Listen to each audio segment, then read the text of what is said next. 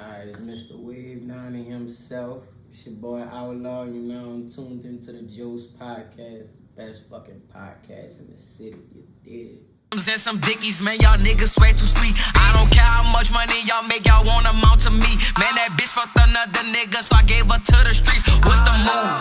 I'm about the paper, She like the candy, she won't fuck me now and later, never rhyme. What's up with you, brother? What's good, bro? I'm cool and appreciate you for pulling up jokes and the nigga you did. What's good? You know what's good? So first of all, who is Outlaw? Outlaw. You know, I'm chill. Outlaw, real cool, money go get him. You know what I'm saying? I stay to myself, I stay out the way. Just chill, bro. I just try to get this money, man, in any kind of way I can, bro. So where did the name Outlaw come from? It's crazy. So my name used to be Showcase, and I just hated that fucking name. Like, it was nice, you hear me? But at the time, I'm like 13, 14, you feel me? So at the time, I was rapping with my dog right now, with my manager, Veli, and my other brother's name, Merce, but at the time he went A-Shots. And on A-Shots' page, he had I'm a fucking outlaw on that bitch.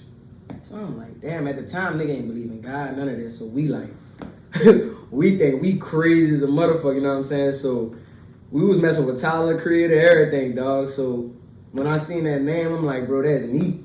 Like, that's me, bro. I'm telling you, that's me. And then ever since then, I ran with Outlaw since like 2013, 2014. Just ran with that bitch off his name. He was like, fuck it, bro, I'm gonna take that bitch down. Yeah. He was like, that's you. And then I used to be like Showcase. I said like showcasing my ad-libs and shit.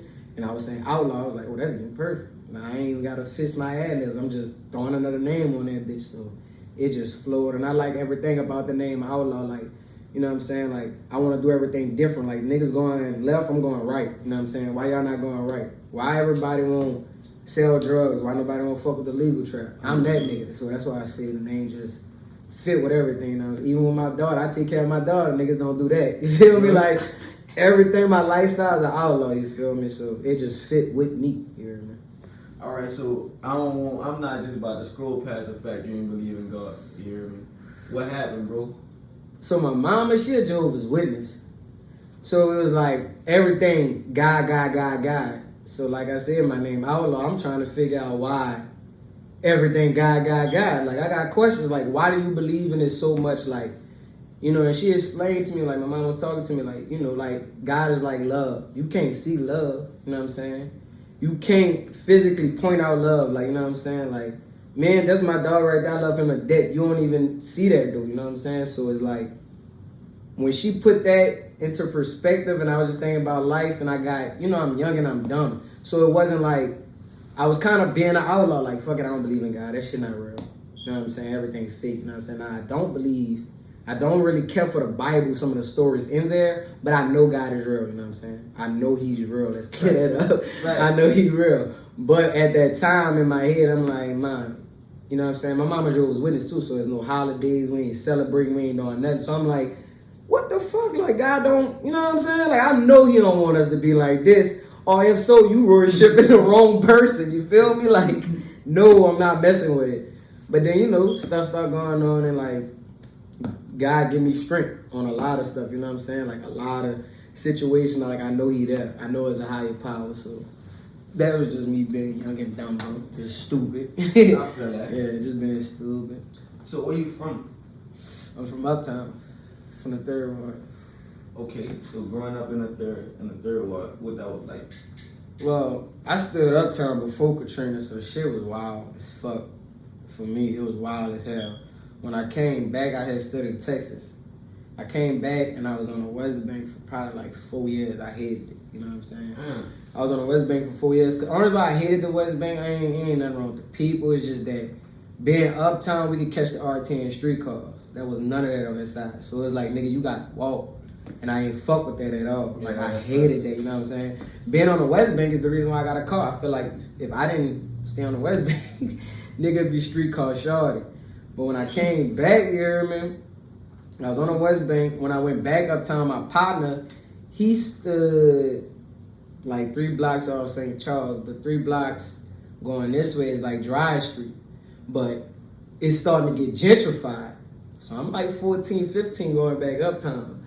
So it was like, I was seeing both worlds. I was seeing houses turning shotguns, like nasty ass shotguns, bro, like into mansions down there, you feel me? That's facts. That's me looking at that right now. Right, so it's like life uptown after Katrina was like, why the hell all these houses changing like that? And why 2 blocks over, we got niggas shooting dice.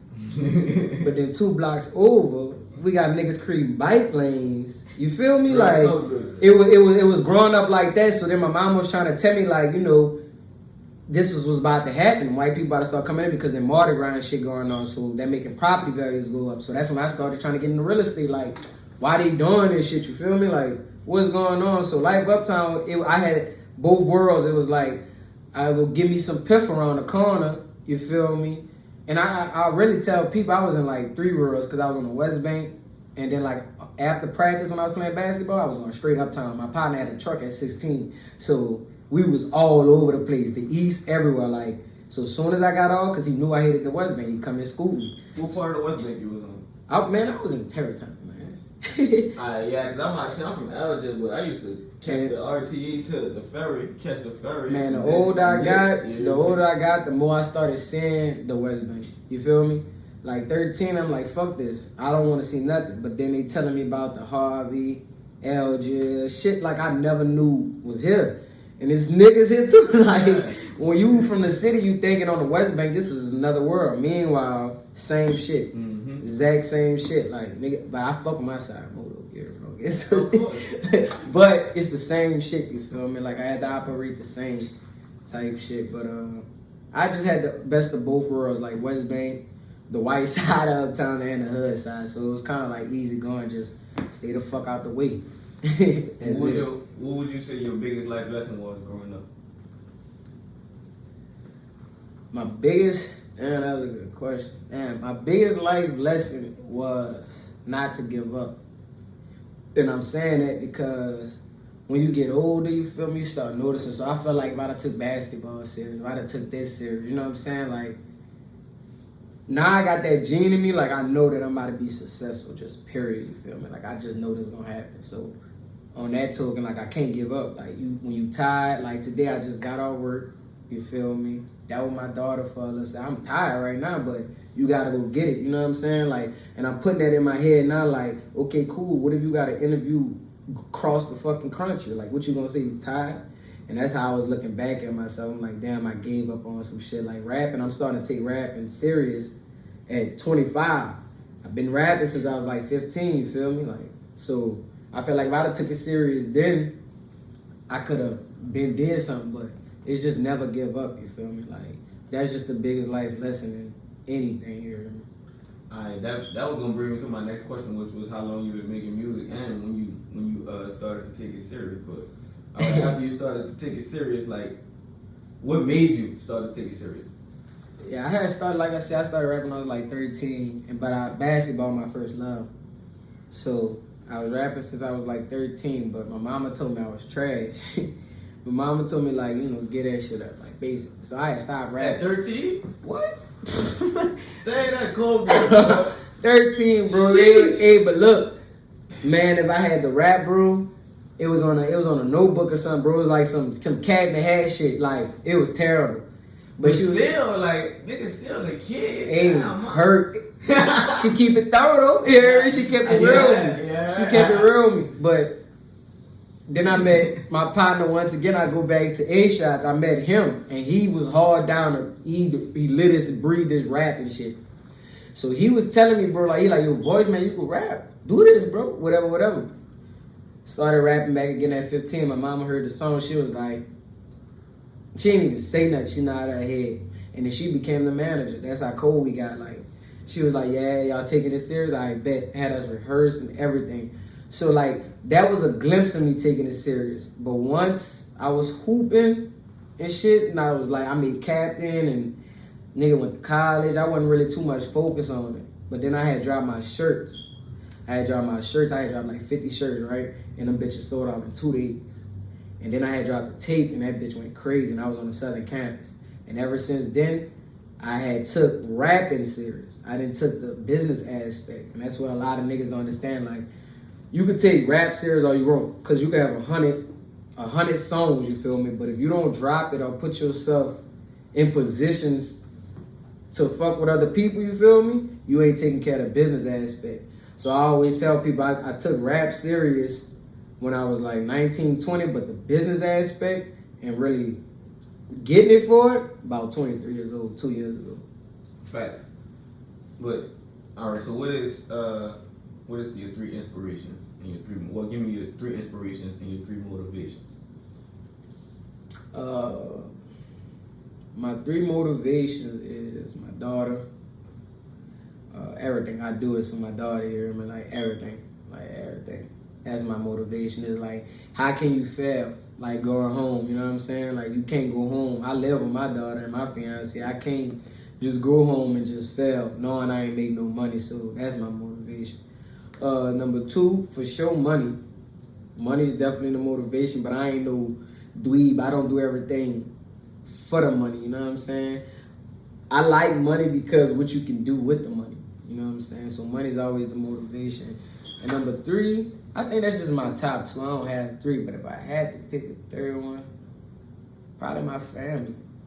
Like my family, you know, include my brothers, you know, all that. For sure, that's the 3 inspirations. Motivations. I think inspirations tie in with that, but if we take it as like motivate me to do something with rap, my inspiration would be like a nigga like Wayne, for sure. Before all the coonery shit, before he started doing all that whack ass shit. But like, just a nigga who came from the city, you feel me? Local brands who do popping and stuff. I like a lot of my inspirations be when I see people make it out of New Orleans. Right. So it could be like a nigga like Rod 49, like I was like, well, that's fire. Like, you really, you know what I'm saying? Like, you got the fuck up out of here. Like, So when you make it, even like Chasing Cash, the dude did a beat for Drake. You know what I'm saying? Like, that's inspiration. Blackie Miles doing stuff for Drake. You feel me? Like, how did y'all even get to that table, that seat? So that'd be inspirations for me, for sure. Facts. So what's something that your supporters wouldn't know from looking at your Instagram? What they would know. Well, so, like, what's something that you can tell that your supporters right now that they wouldn't notice from looking at your Instagram? Well, sure, I'm an entrepreneur.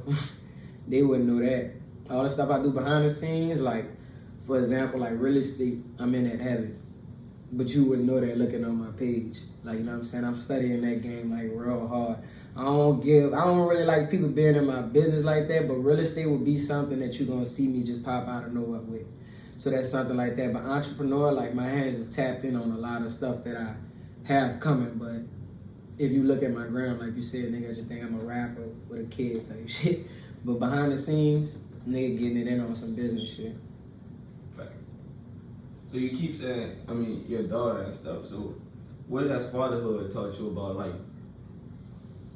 Man, fatherhood, what taught me about life? Being patient. Like, everything, like, when I was by myself, I wanted everything to be like on go, you feel me? Like, I wanted to make quick money, you know what I'm saying? Like, it just don't go with my daughter, and I'm so glad I had a daughter too, because my daughter softened me up, you feel me? I felt like I needed to get, like, softer, you know what I'm saying? Like, with your son, you might be like, man, get up, little nigga, fuck. You know what I'm saying? With my daughter, I'm running to go pick her up, you know what I'm saying? I'm like, damn, I really did turn soft. Like, she fall, I'm running to the kitchen. My son fall, I'm like, all right, little, so I needed that. So fatherhood definitely taught me about being patient and also being, like, more loving and caring. Like, just being a loving and caring human being, you feel me? Like, I tapped in with sides of me with my family and my girl off the strength of my daughter that I ain't even know. So it's just being more loving and caring and patient. And how has it affected your drive to be an artist? I gotta get it. Gotta get it for, you know what I'm saying? Like, I feel though as I'm gonna be successful somewhere. That's why my hands is in everything, you feel me? Rapping, I feel like it's gonna take me to different spots where I wanna be too. So I just gotta get it. Like when I talk about rapping, I be looking at rapping as a business. You know what I'm saying? Like I don't really like everybody be like, I'm the coldest. Yeah, I do this shit and I'm nice for sure. Like my shit you ain't about to skip my shit. But at the same token, I'm keeping this business, you know what I'm saying? I'm setting up my own shows, you feel me? I'm going to do my own interviews. I'm reaching out to people myself, you know what I'm saying? Me and my manager like, nigga about to really, really, do this shit. So that being said, that's what happened with my daughter with the never give up thing. Like, I mean, not never give up, the patience. Like, I got to be patient with this shit, but also go hard with this shit because time ticking. Everybody be feeling like they got time, dog. Time be ticking, so I move with that too. That's a fact. So you say you're an entrepreneur. Mm-hmm. You said real estate and stuff. You also have merch. Yeah, I have merch. I haven't dropped in like 2 years, but that's in the works. I always get people now and then hit me up with the merch. Definitely gonna be coming soon. I got some stuff that I'm gonna be dropping in August. You got something you want to tell us about, or we gotta wait on it? So the shirt is gonna be called a Katrina theme. It's gonna be in purple. It's just for the Katrina babies. I look at everybody. So 90 Outlaws, the 90 is for the 90s babies.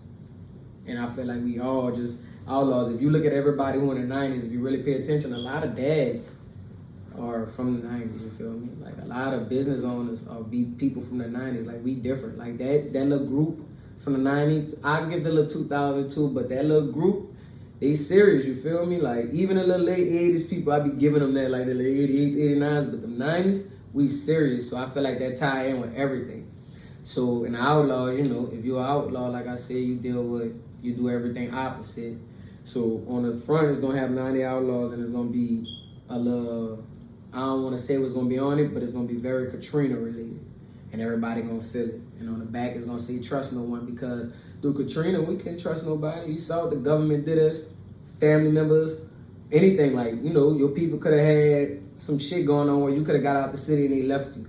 The government left aid. So we don't trust, like New Orleans, that's the thing. We don't trust nobody. Like, I know even flunkies don't trust people. That's just the way we move down here. So I always move with trust no one. That's like one of my slogans, like, trust nobody, you know what I'm saying? Like, trust them to an extent, you feel me? So the shirt gonna be fired on. I don't know the date, but it's gonna be in August here, for sure. Right.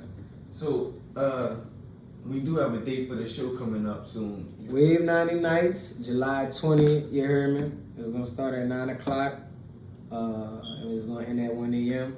Come pull up and support everybody, you feel me? The DJ set will be from 9 to 10, so everybody support him. Show love to your DJ, and when we have some artists performing, and the DJ will also have it set from 12 until. So pull up for show July 20th, Tuesday. We have a taco truck. Taco Tuesday, my favorite holiday, so y'all just come celebrate with us here. Right? Fact. So, and by the way, once again, it's at the High Hole Lounge, St. Claude. You hear me? So what is Wave 90 Nights? Explain like what it is. So it's just a play-in to 90 Outlaws, you feel me? Wave 90 is just saying we the wave, you feel me, that night. And 90 is for everybody, like 90s baby, you know what I'm saying? Or you want to show love to the 90s people, you feel me? Like, that's what I call us, the 90s people.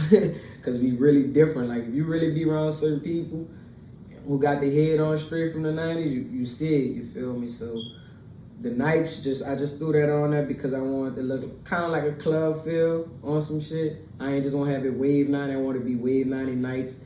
And future things, we might do Wave 90 Nights for girls, just all girls perform, you know what I'm saying? So we just wanted to tie in that when you see Wave 90 Nights, that's the wave, you know what I'm saying? It might be comedians that night, so just don't tie it into just one atmosphere, you feel me? So with that, they will have more Wave 90 Nights? For sure. Okay. For sure. Fact. And for somebody who just wants to vibe, but they never really heard the artists and stuff, you hear me? What can they expect coming into it?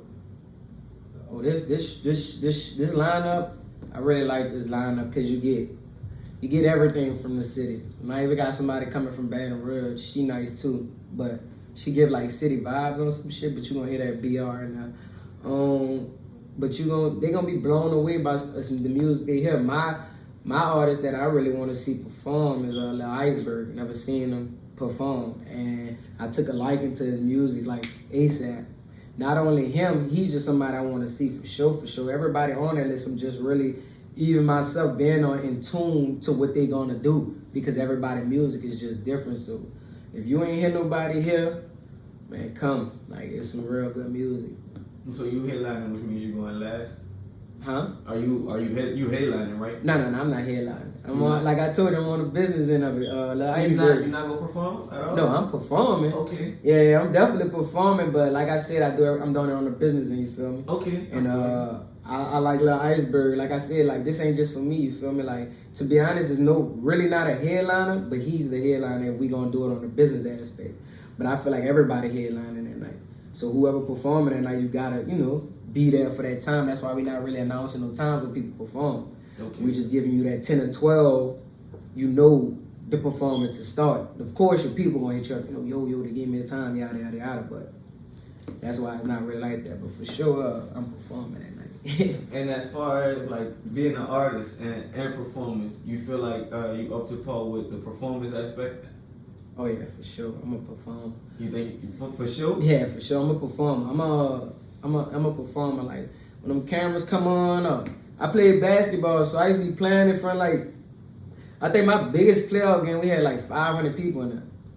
And I was hooping, you feel me? Like, I was playing, like, I'm small, so I'm always trying to show a nigga, like, when they see me go on that stage, some people might look at me and be like, he probably don't even know how to rap, you feel me?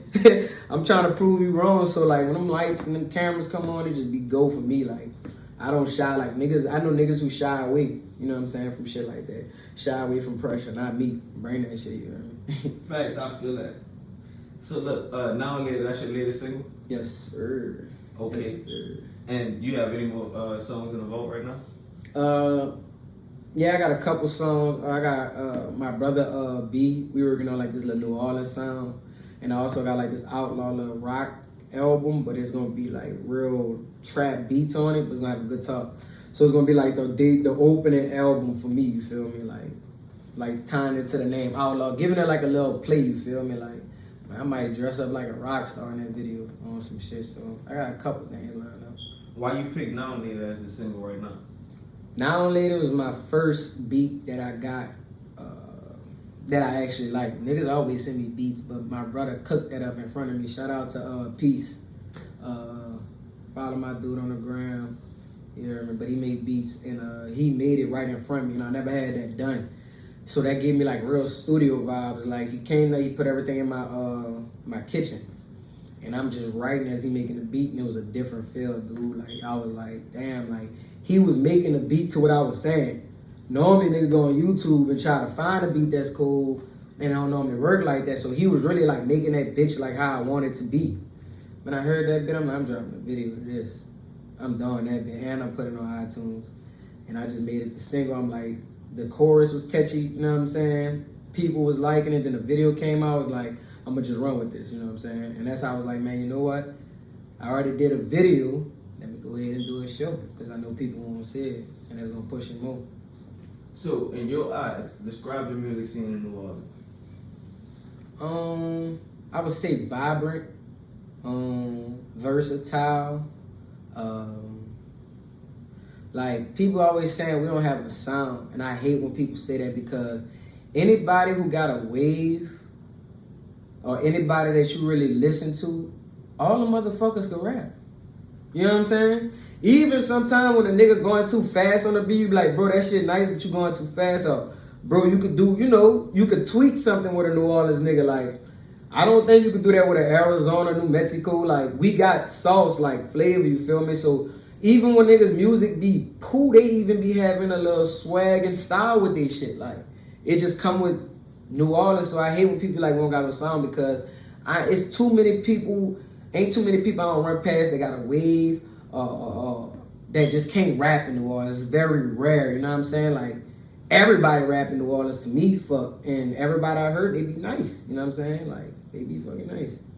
So what you think it'll take to get the spotlight back on New Orleans exclusively? Just a lot of hard work, you know what I'm saying? I think every artist gonna break a barrier down here. And I feel like people, like, I think that whole we not working together thing with the artists, it's kind of coming together. Like, you starting to see it. It's starting to be like a little shift. Like, you starting to see niggas want to work with other people. You know what I'm saying? You starting to see artists do certain things. Of course, they got the few bad apples that ruin it for everybody. But what I'm saying is people starting to come together. You know what I'm saying? So right now, I think everybody's got to get out the mud together for the most part, though, to get the spotlight. So what's something you would tell an upcoming artist looking to follow behind you? What I would tell him is, like, just do your thing. My biggest thing when I was rapping, I was trying to appease to everybody else, you feel me? Or give them something that they like. So niggas started rapping different, you know what I'm saying? Like, niggas just started just doing other shit. But then when I started doing shit I like, so just do you. That was the biggest thing I could say, just do you. Because when I started doing what I like, and I ain't even like, when I used to be rapping with them niggas, man, these dudes, like, that dude could rap. My partner, Murph, them niggas could rap. Me, I have more of a melodic tone. You know what I'm saying? These niggas, they punching. So they saying some crazy shit, you know what I'm saying? Like, fucking your head up. I'm coming on that bitch. I might say two things that fuck your head up. So then that's when I was like, man, I'm trying to rap like these niggas. You know what I'm saying? Because what they doing is working for them. Like, them niggas was like, they was like fucking with that, you know what I'm saying? Like, killing shit, like, for real, for real. So then I'm like, man, once we had like kind of broke up on some shit, like he started doing his thing, started working, and I went to school and shit. Man, I'm like, fuck that, I'm not rapping like that no more. And once I started doing it, I started like singing on auto-tune and shit and playing with my verses and shit. Then he came back, he was like, bro, you got cold as a motherfucker. I'm like, all right, bet, you hear me? I'm in this bitch, you hear me?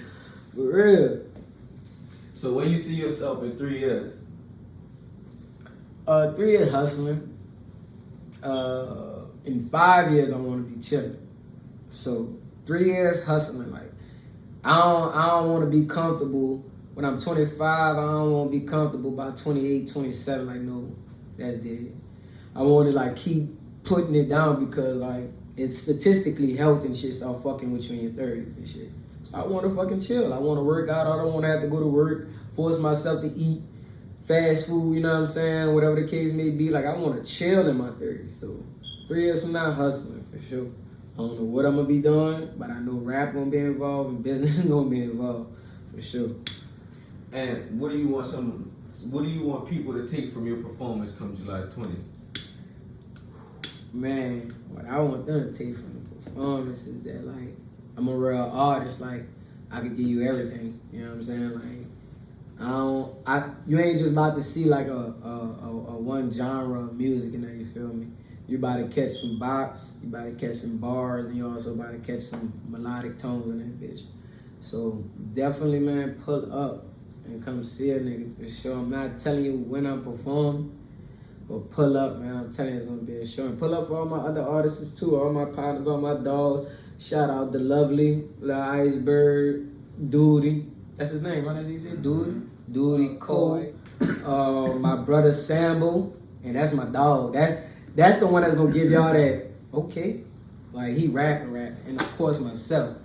And then we definitely gonna have a trip on there. So, man, pull up and support, man, for sure. Okay, facts. So tell us one more time, where is that? It's gonna be at the High Hole Lounge, July 20th. What's the address, bro? 2239 St. Claude. 2239 St. Claude. That's the spot to be at. And we're gonna have tacos. And the fucking Joe's gonna be there. You did? You hear me? We gonna be in that bitch live. And the drink start off at $5. So all you broke ass niggas can get you a drink in that bitch. For sure. Oh, now I'm gonna buy you one, bro. You can find me on SoundCloud, 90 Outlaws. You can find me on Apple Music, Outlaw. No, 90 Outlaws. Everything 90 Outlaws. SoundCloud, YouTube, everything 90 Outlaws. That's where you can find your boy at, you feel me? Facts. I appreciate you once again for pulling up. You did. You already know. We're gonna link back up on the 20th. I'm in that bitch. You hear me? For sure. You heard me? Bring the whole gang, man. You already know. So yeah, I appreciate you for pulling up. You did. You already know, bro. And the Joe's podcast. So where's that, my nigga? Pull up. You dig? You dig?